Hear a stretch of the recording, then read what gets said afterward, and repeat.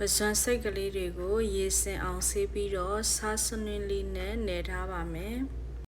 ကျမကတော့ကြက်သွန်ဖြူကြက်သွန်နီကိုများများသုံးထားပါတယ်ကြက်သွန်နီလေးကိုအရင်စီတက်ပါမယ်စလွင်းနည်းနည်းထည့်ပါမယ်ပြီးလို့ရှိရင်မကျွတ်ခင်ဖယ်ထားပါမယ်ပြီးရင်ကြက်သွန်ဖြူလေးစီတက်ပါမယ်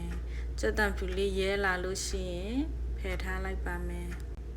ပြီးရင်ငရုတ်သီးခွဲချမ်းလေးစီတက်ပါမယ်ဒီကငရုတ်သီးတွေကဆက်လို့ကျမငရုတ်သီးခွဲချမ်းလေးကိုအရင်ပြုတ်ထားပါတယ်ငရုတ်သီးလေးနူးလာပြီဆိုရင်ပစွမ်းစိတ်ကလေးတွေကိုထည့်ပါမယ်